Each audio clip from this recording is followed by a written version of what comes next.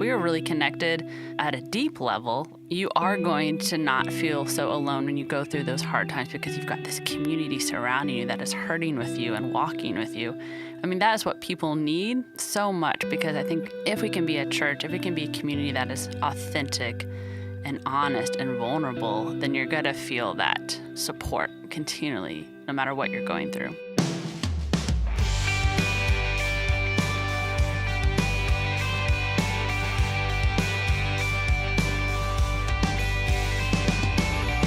Hello, and welcome to More Than Sunday, a weekly podcast where we take a deeper dive into the stories, themes, and questions of our faith. My name is Eric Chakowski. I'm the worship director for Access, our modern worship community at First United Methodist Church, Richardson. And with me every week is our lead pastor, Julie Richter. How's it going, Julie? Hey, good, Eric. How are you? I'm very well, thank you. So we are in our second week of our series, Invite and Welcome, where we're talking about radical invitation and hospitality. We had kind of a fun moment in worship last week when JB, one of our associates, was welcoming everyone. He just walked up and started singing the intro line to the Friends theme song. So no one told you life was gonna be this way. And everyone went... right? And it was this great moment. We weren't very coordinated there. But it was good. It was this great little moment. Everybody knew it, and it sort of illustrated just kind of a really beautiful thing about community and about how we might find closeness in our lives. And so it was a great way to start the day. You know, as he started talking about that theme song from Friends, we were thinking about a couple of other different entrances into our favorite TV shows. So our favorite comedy show, or even something like Mr. Rogers, they're all based in homes and all typically based in living rooms. So some of my favorite growing up were Step by Step, and then I really love Modern Family now. And there's this consistent theme throughout all of these of creating this space of home.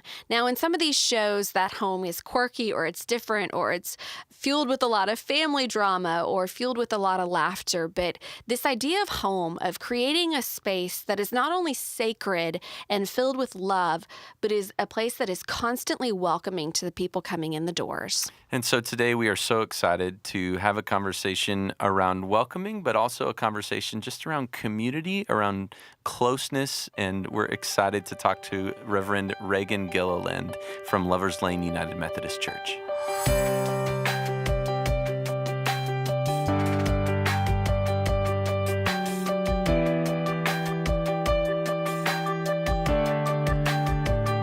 We are here today with the Reverend Raegan Gilliland. Raegan is the associate pastor to Thrive, which is the modern worship service at Lovers Lane United Methodist Church, as well as the pastor of evangelism. And then on a side note, of course, for me, Raegan is also one of my very best friends, as well as her husband, Scott, co-pastor with her at Thrive. So Raegan, we are just really excited you're here today. Thanks. I'm glad to be here. Okay, so let's just dive right in. So I mentioned several things in your title. So tell us what you do professionally, at least for those of us who don't know.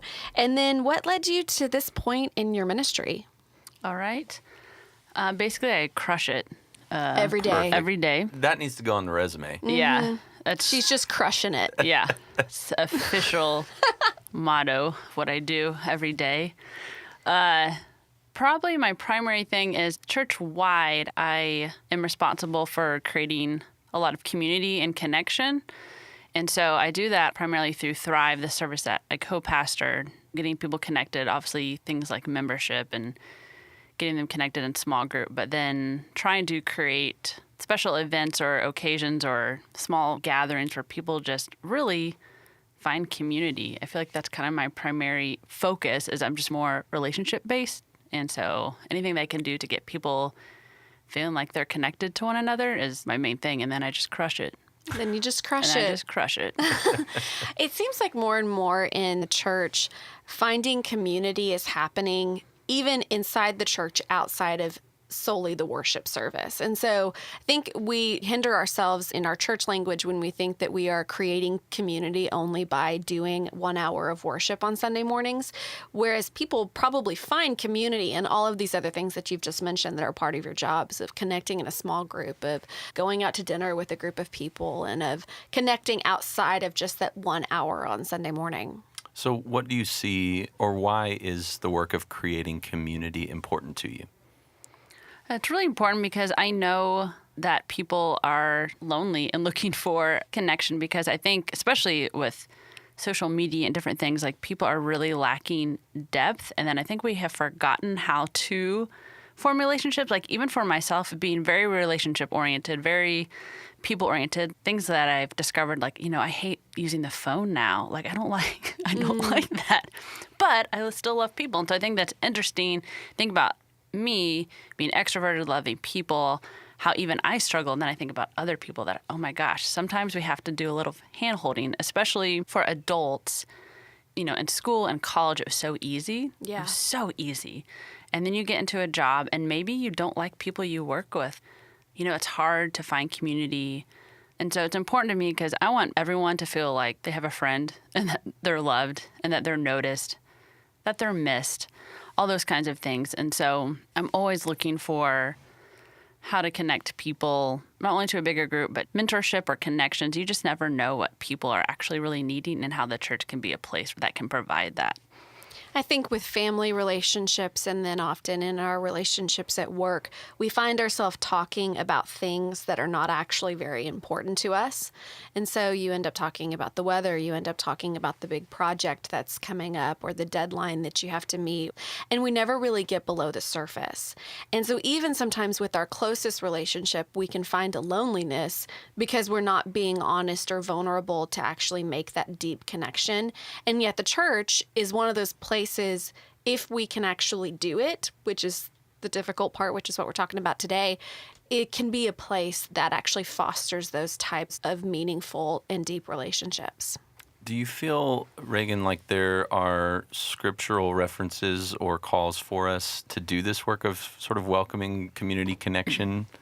Oh, absolutely. I mean, with the gospel, like the whole, how will they know if we don't tell them? There's that aspect of telling people, but then the big one that I go to time and time again is that we really need to like weep with those who weep and rejoice with those who rejoice. And just thinking about if we were really connected to one another at a deep level, like Julie talked about how we talk about surface things, but if we're really connected at a deeper level, you are going to not feel so alone when you go through those hard times because you've got this community surrounding you that is hurting with you and walking with you. And then when something exciting happens, like they're your cheerleaders. I mean, that is what people need so much because I think, again, we don't ask hard questions like Julie said. We don't get into the depths of like really what our soul is feeling. And so if we can be a church, if we can be a community that is authentic and honest and vulnerable, then you're going to feel that support continually, no matter what you're going through. Well, and that's, I think, sort of the way that Wesley had set it up, and really probably before Wesley, that Jesus had set it up right from the beginning, right? He was pretty good at it. Yeah, that's yes. right. Yeah. With his disciples and just doing life together, being able to care for each other, being able to hold each other accountable because they knew each other intimately in that way. Well, and I think that there is a real, you don't know what you're missing until you have it and you realized what you were missing. And so, little side tangent. So I mentioned earlier that Raegan and I are friends. So Raegan and I met at a conference in Chicago, and Raegan was there with her husband, Scott, and I was there with one of our friends as well, Jenna. And none of us really knew each other very well. I mean, we had all had different interactions at different points. And I know Scott pretty well. Yes, you did know Scott. Yeah. That's fair. Yeah, your husband. Married to him. Yeah, true. One caveat there. But I remember we were just so surprised how in such a short amount of time, we all just clicked. And we left Chicago saying, we really have a friendship here. Let's not let that just fade on some fun trip. Like, let's actually build upon that. And what I've loved about the community that we've created in that is that I can walk in the door, and if it's been a really bad day, I can talk about that right off the bat. I don't have to say, wow, the weather was nice, or man, lunch was great. I can just walk in and say, man, today just was really bad. And we go to a very deep place with one another very quickly because of that relationship that is formed.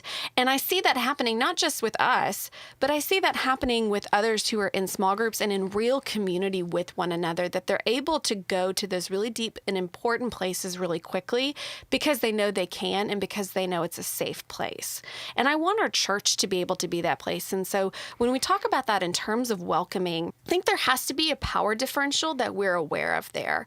That if we see others coming into the church as people who need to be fixed, rather than people who are broken right alongside me, then I'm more likely to feel shamed when I walk into the church, or I'm probably not as likely to be vulnerable about the stuff going on in my life if you think your job is just to fix those things, right? Whereas in a deep relationship or in a deep connection with one another, you don't ever see your job as to fix the other person. You see your job just simply to be there and to be present. And so I think that that's a really helpful way to talk about how do we replicate that? Because now that I have it, I know how important it is to me. But now that I have it, I also realize what I was missing so many years before that. So, Raegan, to parlay off of that, are there times in the church, or maybe outside of the church, that you've seen welcoming done really well? Yeah, it happens really much easier than people expect, especially at church. Like after our service, if people are like, hey, we're going to Original Pancake House, whatever, do you want to join? And people say yes. It's amazing. It's funny. The practical things sometimes when people think, oh, it's so hard because I'm introverted, or it's so hard because I'm afraid that they'll say no, or that, maybe we'll actually have to have a conversation with each other, right? I mean, there's all these sort of barriers or reasons that we talk ourselves out of it. But like you said, just asking them to lunch afterwards, right? Like sometimes way simpler than we make it. Right. Or think about football season and how often you're just sitting around at home watching football on like Saturday, or maybe it's Sunday afternoon. How easy that would be to like send a few texts and invite people over. Hey, we're just watching a game, real casual. Stop by if you want. I do think we make it so much harder than it is. And I think we'd be surprised how many people are probably like either so wanting to be invited, or maybe just in general. I know for me, having a young kid, I get in the routine of just going home, doing dinner, bath, bedtime, and how much I look forward to when out of the routine when someone invites me over, even if it's something simple for like pizza, and it's chaotic and it's wild and the kids are running around. But man, it's so good just to be in the presence of someone or be in another home. I think it's huge when you invite people into your home. That makes such a profound impact, especially when you're willing to open up your home that has laundry on your couch and dishes in the sink. I think that going back to what Julie kind of said, allows people to feel like I don't have to pretend to be anything. I can just be authentic. And when people say, oh, you've got a mess too, and your life is chaotic, okay, I feel like I don't have to pretend anymore. That is so freeing for people, I think. Yeah, I agree. I think sometimes we assume that creating home or making people feel at home means that they have to walk into a interior design or decorated sort of living room that, smells a certain way and looks a certain way. And it's a very Southern thing, but one of the things that my mom always talks about is there dust on the baseboards? And so I always am very aware when people come over, I'm like, there's going to be dust on the baseboards, there's going to be dust everywhere else too. It's dog hair in my house. It's dog hair. Yeah. Total. Yeah. And so to be able to be vulnerable and just say, like, we are all human and we all, have dust in our house, I think could actually be bringing down a barrier that we maybe unintentionally put up between us that keeps us away from each other. It sounds to me like what we're talking about is the Friends model. Not like, friends, like relationship friends, but the actual TV show Friends. When you just walk into someone's house, and it doesn't have to be, I think we're in a time when everything feels like an event that needs a Facebook invitation or needs some sort of massive plan around it, rather than, hey, I'm grabbing a cup of coffee. Do you want to meet me down the road and go do that for 30 minutes? Right. And I wonder what it would look like for us to get back into a rhythm of life where we just choose to do life together. That doesn't mean every single moment of every day has to be together. But I think oftentimes we think too much in terms of events rather than just choosing to live life messy together. Talking about that friends model, when I was in high school, I had a really good friend whose parents kind of had that mantra. They wanted their home to be home to all of their kids' friends. And we were sort of reprimanded for knocking on the door and making them get up and come open it for us. They're like, it's unlocked. Come in. Right? I mean, they wanted it to be a safe place for us. They wanted it to be a place where, we could hang out. And they wanted us to know that we didn't have to feel like a guest, right? That we could make that place our home when we were there. And it made a lasting impression on me. To this day, there are people that I view as sort of another set of parents, and they just made a huge impact on me growing up for that reason. That's why I have a key to Raegan's house. It's true. It's actually very true.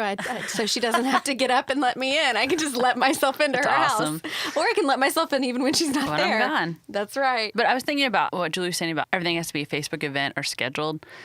There are times where I have a little bit of time, or I think, man, I wish I could meet with a friend even just for an hour, sending a text and be like, hey, I've got a little time. Would you be free? And they don't always say yes because they're not always available. But every once in a while, they say yes. And so I think we have to be willing to just try because you never know when it is going to work out. And so I would encourage people keep asking, keep trying, because eventually the stars will align. Yeah. And to maybe not even take the no's personally, right? Because we're so worried about that no or that rejection because that's what it feels like. But I think that idea of continuing to try and not being fearful of that rejection or concerned that a no has something to do with you, right, or something personal in your own life, I think that can maybe create, there's that word, grace.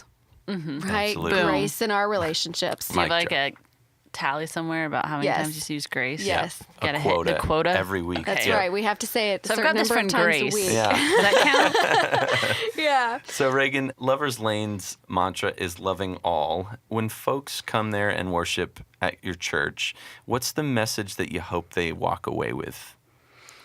I think the biggest thing I'd want is, well, one, that they heard the good news, but that they feel like they were noticed and that someone was really thankful that they were there that day.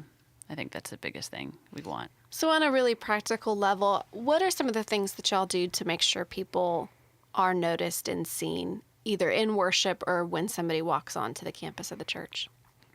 Well, we're not perfect, and so there's a lot. Amen for that. Grace, we're going to tally it again. But, it's simple things like making sure you have greeters and people in the right place. I'm trying to work on getting people that are floaters because I think when people walk in the church, they expect the person with the name tag or the lanyard or the shirt, whatever your church does, to say hi. So it's training your people to always notice who is sitting by themselves or who is new. Or another new thing is training our people not to get in their same routine. Like, people maybe park in the same part of your parking lot and they walk in and they go straight to their service or straight to their class and they sit in their chair. What if you walked a different way to your class so you probably saw new people so you could say hi to them? So it's kind of just training your people to mix up their Sunday. And one thing that we're trying to start now is when people get in their car after church, everyone should be able to say, I met someone new today. And it doesn't matter if it's a guest or a first-time person. It could be a member that they've never met. But trying to encourage people, you need to meet someone new every Sunday because you never know. It could be a first time for someone. And if people don't get acknowledged or said hi to, they're probably not going to come back. And so sometimes it's like, hey, we got one shot with a lot of people. Yeah. When you talk about making sure that your folks meet somebody new on Sunday morning and you talk about having folks that are kind of undercover, to me, those are sort of like church culture conversations, right? I mean, like you said, it's not the person with the name tag or the sash or the lanyard whose sole responsibility it is to do that. It's all of our responsibility to be welcoming, whether we have that lanyard on or not. And it's all of our responsibility as a church in who we want to be to make sure that we're meeting at least one new person every Sunday morning. Because like you said, we probably have one shot with most new guests. Yes. So we're going to shift gears just a little bit. We've been talking a lot about welcoming, and I want us to talk for just a few minutes about invitation. So maybe not a time when you were invited to the church, though it could be, and that's wonderful. But can you share a story or an experience of a time when you've been invited somewhere and maybe why it was meaningful to you? I don't know if I can pinpoint an exact thing, but I love when people invite me to things. They're like, hey, I know that you like this person or you're into this, and so I thought this would be something you might be into. So one, that tells me that someone cares about me and notices things about me and wants to spend time with me and maybe wants to learn or grow or share something with me. And so that always means a lot when someone kind of intentionally looks for something and sees something and thinks of me. I think that's huge. That's huge for me. Yeah, getting to know somebody, and then even if it's not the invitation, but like if you notice something that somebody would like. But you're right. I think that special touch when you've gotten to know somebody even just a little bit, I tend to be the same way because there's intentionality and care that's been put into it that goes just a step beyond, that lets us know that someone else is thinking about us, or that someone else really not just cares, but cares specifically about who we are. So Raegan, I'm going to put you on the spot a little bit. Do you have a story of a time when you personally invited someone to church, and was it as terrifying as we talk about? How did it go? How did you do it? Oh, that depends. I will say I could be better about inviting Sure, people to yeah, I think we all could.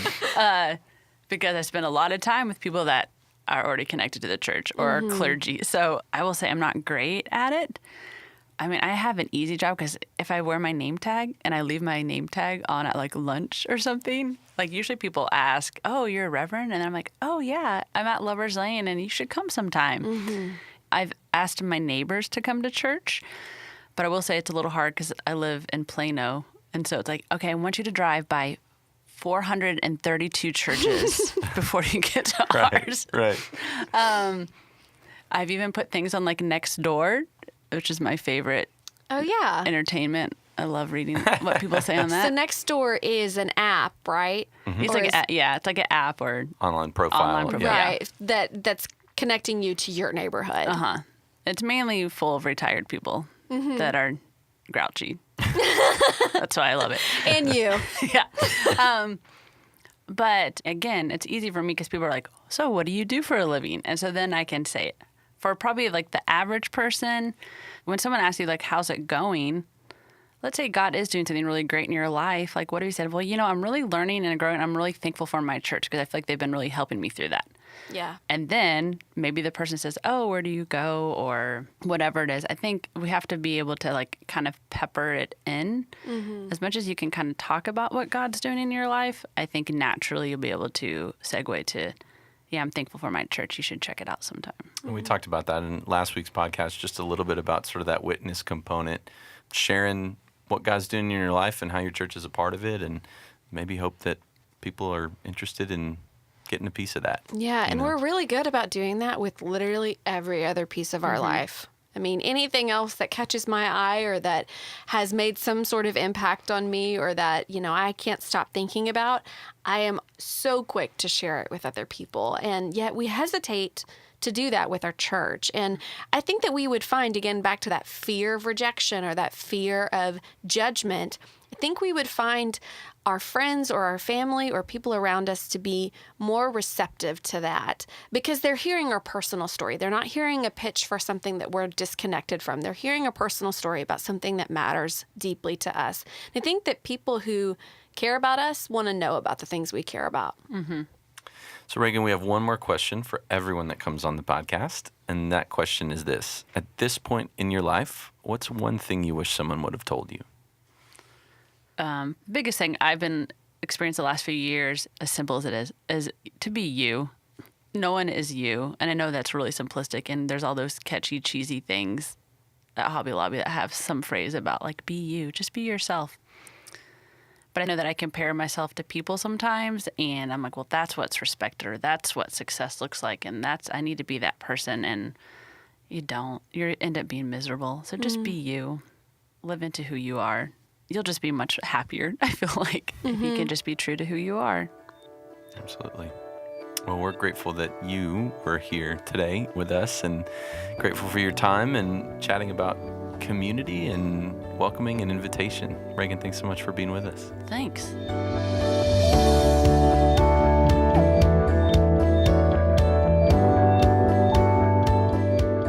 This idea of home is a place where you can just simply be you. It's not about what you accomplish. It's not about all the great things you do. It's a place where, as Raegan said, you can just be yourself. And that is maybe the greatest gift of all. We want to leave you today with a scripture about a time when Jesus talks about opening the doors wide open for us. No matter what we have done, Jesus is waiting for us with open arms. And we believe that the church is called to be the same way, a place where the door is always open, where we are always waiting with open arms. This is a story that many of us are familiar with, a story about a son who leaves home, squanders his family's wealth to the point where he has almost nothing, and with his tail between his legs, turns and comes home. We're going to pick this up in verse 17. But when he came to himself, he said, "How many of my father's hired hands have bread enough and to spare? But here I am dying of hunger. I will get up and go to my father, and I will say to him, 'Father, I have sinned against heaven and before you. I am no longer worthy to be called your son. Treat me like one of your hired hands.' So he set off and went to his father. But while he was still far off, his father saw him and was filled with compassion. He ran and put his arms around him and kissed him. Then the son said to him, 'Father, I have sinned against heaven and before you. I am no longer worthy to be called your son.' But the father said to his slaves, 'Quickly, bring out a robe, the best one, and put it on him. Put a ring on his finger and sandals on his feet, and get the fatted calf and kill it, and let us eat and celebrate. For this son of mine was dead and is alive again.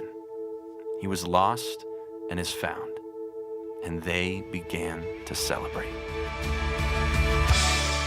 Thank you so much for tuning in to this episode of More Than Sunday.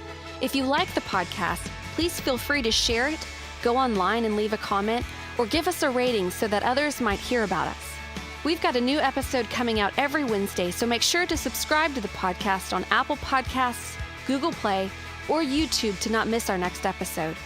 If you want to find out more about the Access community here at First United Methodist Church Richardson, you can find us online at accessfumcr.com, as well as on Facebook and Instagram. Special thanks to Raegan Gilliland for joining us this week. And make sure and tune in next Wednesday when we continue the conversation around inviting and welcoming with Patty Audie. Have a great week.